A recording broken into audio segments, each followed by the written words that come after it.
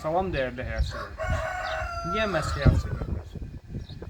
Sizin qəlbinizdə insana, heyvana, bitkiyə, hər hansı bir canlıya bir sevgi varsa, siz həyat seversiniz, siz sevginin olduğunu bilərsiniz və əmin olun ki, qarşılıqlı sevilirsiniz.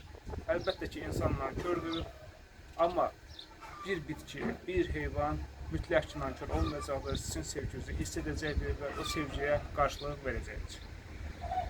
Bugün bu mövzudan açmaqda səbəbim nə oldu? Bir müddət bundan öncə, hardasa 2 həftə bundan öncə, halbuki yayın sonu, yayın əvvəlləri olmasına baxmayaraq, bu vaxtı bitki əkilməməyinə baxmayaraq, biz qızılgül əkdik. Bundan öncəki videomuzda bu haqda video çəkmişdik və bitkimizi əkdik, ona sevgi göstərdik, qulluq göstərdik. Bugün Allahın izni ilə o bitki, yəni bir bitkidən, bir güldən 2 bitki artıq 2 gül aldıq, belə 2 yaşayan artıq bitki aldıq. Bu bitkimiz qızılgüldür. Qızılgüllər məlum olduğu kimi çox gözəl bitkilərdir. Həm dekorativ görünüşünə olmasına baxmayaraq, həm də ki, deməli, bizim həyətimizi, bağımızı, bağçamızı qoruyucu bir funksiya daşıyır. Necə qoruyucu funksiya daşıyır? Qızılgüllərdə belə bir xüsusiyyət vardır ki, bitkilərdə, deməli, sizin bağınızda əgər bir 20 dənə ağac varsa və qızılgüllərlə ətrafın haşiyələnibsə belə deyim. Bu zaman ilk olaraq, əgər çöldən gələn bir xəstəlik, bir necə deyim, gənə olsun, xəstəlik olsun, nə olsa ilk olaraq qızılgülə düşəcəkdir.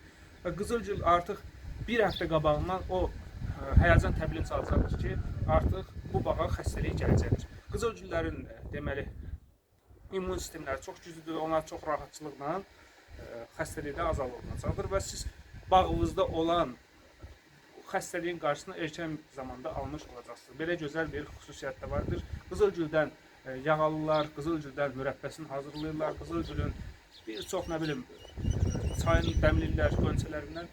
Yəni, faydasını da saymaqla bitməyən bir hissəyə olduğu kimi, gözəlliyi ilə də insanı valeh edir, həm rəngarəngliyi ilə, həm qoxusu.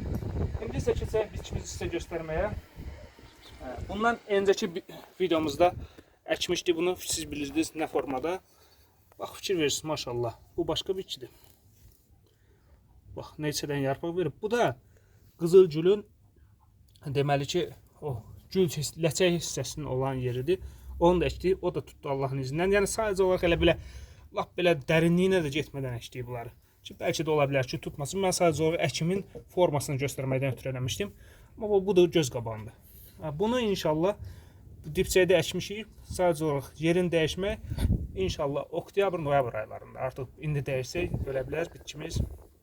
Və bu formada bu bitkimizi də əkdik Allahın izni ilə. Belə maraqlı videolar görmək istəyirsinizsə, belə maraqlı digər tək qızılgüllərdən söhbət etməyəcəkdir. Nəticəli videolar görmək istəyirsinizsə, kanalımıza abunə olun, səhifəmizi izləyin. Hər üzrə müğayyət olun, sağ olun.